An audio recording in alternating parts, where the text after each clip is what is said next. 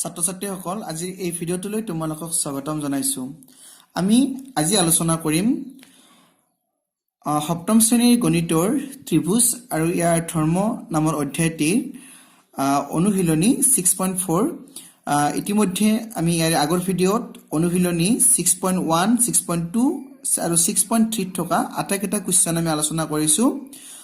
যিসকল ছাত্ৰ ছাত্ৰীয়ে আগৰ ভিডিঅ'সমূহ চোৱা নাই তোমালোকে আজিৰ ভিডিঅ' ডেসক্ৰিপশন বক্সত থকা লিংকৰ জৰিয়তে নতুবা প্লেলিষ্টৰ জৰিয়তে আগৰ ভিডিঅ'সমূহ চাব পাৰিবা। আমি এটো অধ্যায় আলোচনা কৰি সম্পূৰ্ণ কৰাৰ পাছত ইয়াৰ বাবে যিকেইটা ভিডিঅ' প্ৰস্তুত কৰা হৈছে প্ৰতিটো ভিডিঅ'ৰ লিংক প্ৰতিটো ভিডিঅ'ৰ ডেসক্ৰিপশন বক্সত তোমালোকে পাবা। গতিকে তাত থকা লিংকৰ জৰিয়তে আটাইকেইটা ভিডিঅ' চাব পাৰিবা। বাৰু যি কি নহওক আজি আমি চাম অনুশীলনী 6.4 প্ৰথম কুৱেশ্যনটো চাবা। চিত্ৰত AB equal to 10 cm এই চিত্ৰটো কথা কৈছে। এই চিত্ৰটোত চোৱা ABC এটা ত্ৰিভুজ হয়নে? ইয়াত AB এই বাহুডালৰ দিশ কিমান বুলি কৈছে? দৈৰ্ঘ্য 10 cm। BC equal to 17 cm। BC এইডালৰ দৈৰ্ঘ্য কিন্তু ইয়াত 17 cm চিত্ৰটোত দিয়া নাই। চিত্ৰটোত AC ইয়াৰ মান দিছে 17 cm। গতিকে 17 cm AC ৰ দৈৰ্ঘ্য হয়নে? আমি চিত্ৰটোৰ পৰা গম পাওঁ AC দৈৰ্ঘ্য। এটো BC নহয়, এটো AC হ'ব। AC equal to 17 cm চিত্ৰত দিয়া ধৰণে আৰু AD equal to 8 cm। ইয়াত 8 cm আছে। 8 cm কোনডাল? এইডাল ৰেখাখণ্ডক কি কৈছে? 8 cm। ইয়াত AD বুলি কৈছে। ইয়াত D বিন্দুটো দিবা AD। তাৰপিছত AC নিৰ্ণয় কৰা। আমি তো AC টো পালোৱে 17 দিয়া আছে। গতিকে এটো AC নহয়, এটো BC হ'ব। BC নিৰ্ণয় কৰা অৰ্থাৎ আমি ইয়াৰ পৰা ইয়ালৈ দৈৰ্ঘ্য আমি উলিয়াব লাগে। ঠিক আছে। গতিকে বলাচোন আমি গণিতটো বহিত পাতি লওঁ। এটো আছিল আমি চিত্ৰটো এটো ৰাখিলো। AB equal to 10 cm, AD equal to 8 cm, AC equal to 17 cm। এতিয়া আমি BC আমি BC কিমান দৈৰ্ঘ্য হেতু আমি উলিয়াম। ঠিক আছে।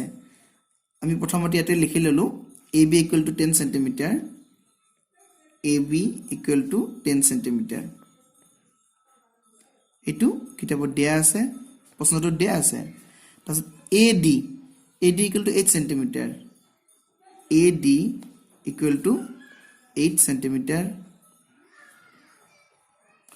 তাৰপিছত AC equal to 17 cm, AC equal to 17 cm।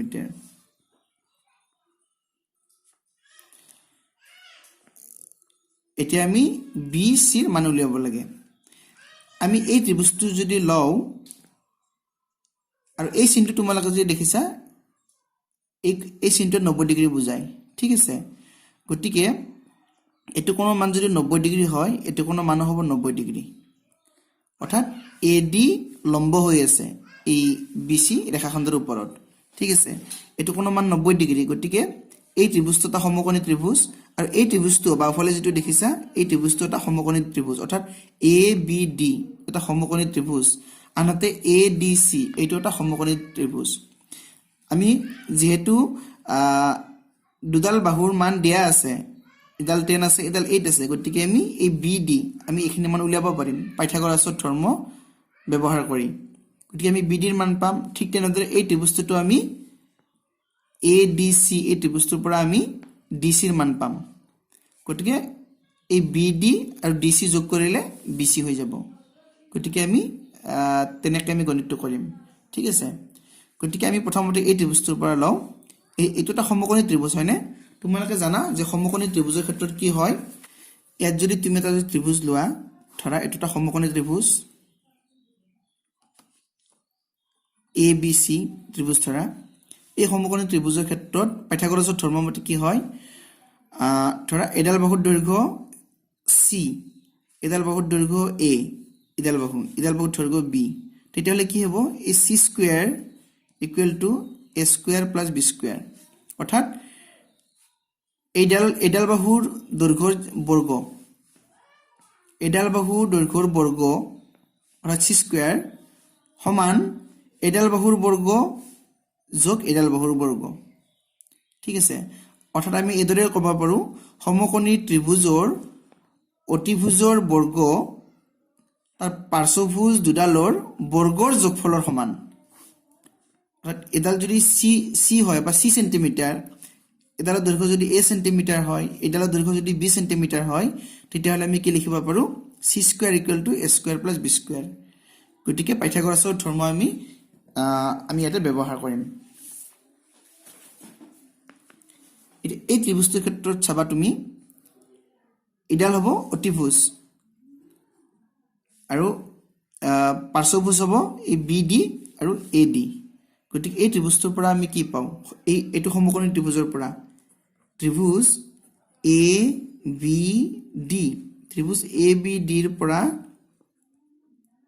এই ত্ৰিভুজটো যেহেতু এটা সমকোণী ত্ৰিভুজ কাৰণ এটো কোণ হ'ব 90 ডিগ্ৰী এটো কোণ 90 ডিগ্ৰী মানে এটো কোণ 90 ডিগ্ৰী হ'ব কাৰণ গোটেই মিলি 180 আছে যেহেতু আধা আধা কৰিলে কি হ'ব এটো 90 হলে এটো 90 হ'ব গতিকে ABD এই ত্ৰিভুজটোৰ পৰা আমি কি পাম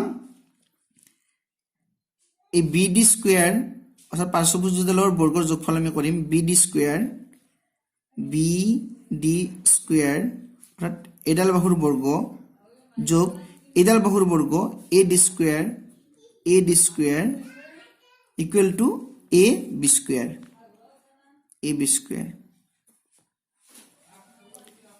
এতিয়া BD স্কয়াৰ প্লাস AD আমি AD মানে কিমান পাইছিলো AD মানে 8 সেমি পাইছিলো গতিকে আমি কি লিখিব পাৰিম ইকুৱেল টু AB মানে কিমান পাইছিলো আমি 10 সেমি পাইছিলো অৰ্থাৎ AB মানে 10 স্কয়াৰ আমি এককটো পিছত লিখিম this implies BD স্কয়াৰ এত কি হ'ব প্লাস h স্কয়াৰ মানে কি হ'ব 64 কাৰণ 8 গুণ 64 হ'ব দুটা 8 পূৰণ কৰিলে সমান 10 স্কয়াৰ মানে 100 this implies BD square equal to কি হ'ব 100 minus 64 to a পিনে গলে BD স্কয়াৰ সমান কিমান হ'ব 100 ৰ পৰা 64 তুমি বিয়োগ কৰি দিয়া 10 ৰ পৰা 4 গলে 6 এত 9 থাকিলে 9 ৰ পৰা 6 গলে 3 অৰ্থাৎ 36 মানে কি BD স্কয়াৰৰ বৰ্গমূল কি হ'ব BD আৰু তুমি এক লাইন লিখি দিয়া BD স্কয়াৰ সমান 6 স্কয়াৰ মানে 36 this implies BD equal to 6 আমি স্কয়াৰ বিলাক উঠাই দিলো গতিকে আমি BD মানে কিমান পালো 6 অৰ্থাৎ এটাকে BD সমান 6 সেন্টিমিটাৰ যেহেতু এককটো সেন্টিমিটাৰত আছিল হেকাৰণে আমি সেন্টিমিটাৰ লিখিলো ঠিক আছে এই BD আছে যে BD ৰ মান আমি কিমান পালো 6 সেন্টিমিটাৰ পালো ইয়াৰ পৰা এখিনি আমাক লাগে BC আমি এখিনি হে পালো এটা আমাক এখিনি মান উলিয়াব লাগিব তেতিয়া এটো আৰু এটো যোগ কৰি দিম এটা গটিকে এখিনিৰ মান পাব লাগিলে আমি কি কৰিব লাগিব এই ত্ৰিভুজটো লব লাগিব ত্ৰিভুজ ADC এতিয়া আহা ত্ৰিভুজ ADC ৰ পৰা আমি কি পাম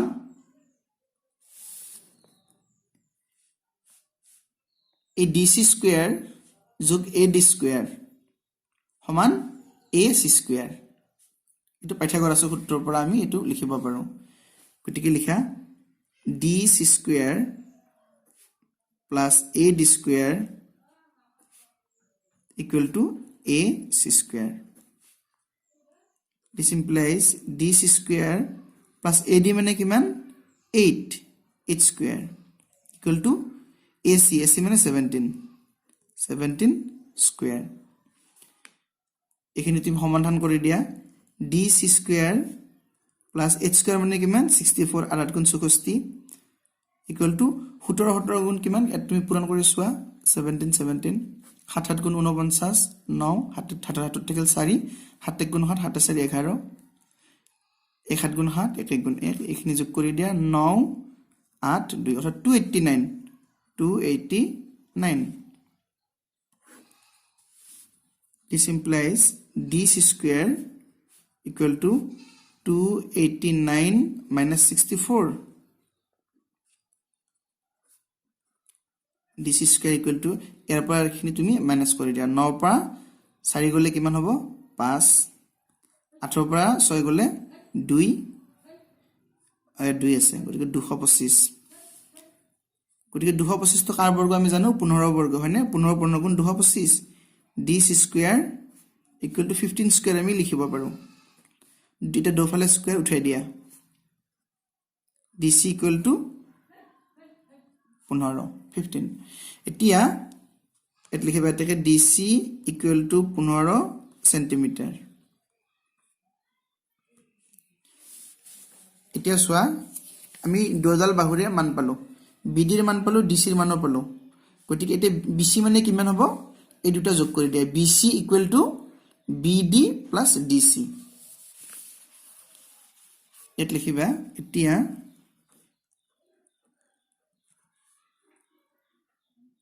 BC equal to BD plus DC সমান আমি BD মানে কিমান পাইছিলো 6 সেন্টিমিটার পাইছিলো 6 সেন্টিমিটার plus DC মানে কি পালো 15 সেন্টিমিটার 6 আৰু 15 যোগ কৰিলে কিমান হ'ব 21 সেন্টিমিটাৰ এটো হ'ব আনসাৰ BC মানে আমি কিমান পালো 21 সেন্টিমিটাৰ এতিয়া 2 নম্বৰটো চাবা এটা ত্ৰিভুজৰ পৰিসীমা 15 সেন্টিমিটাৰ যদি দুডাল বাহু 5 সেন্টিমিটাৰ আৰু 7 সেন্টিমিটাৰ জোখৰ হয় তৃতীয় বাহুডালৰ জোখ কিমান তোমালোকে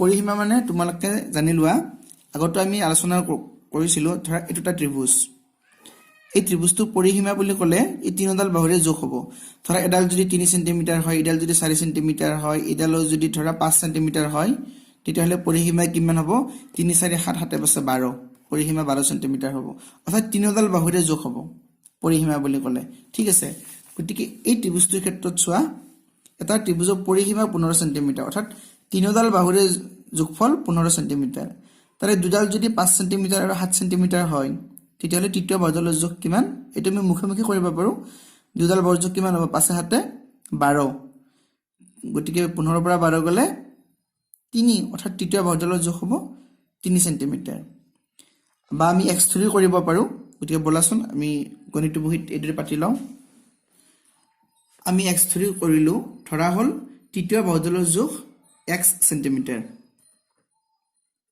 প্ৰশ্নমতে লিখিব পাৰা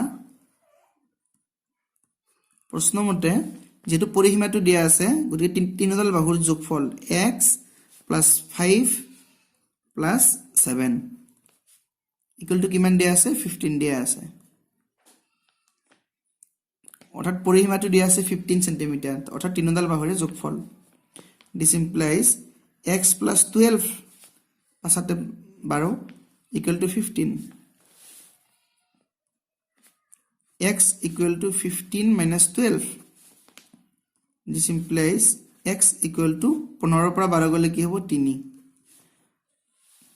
আমি x মানে 3 পালো আমি x মানে কি ধৰিছিলো তৃতীয় বাহুডালৰ যোগ 1 সেন্টিমিটাৰ অৰ্থাৎ এটাকে তৃতীয় বাহুডালৰ যোগ 3 সেন্টিমিটাৰ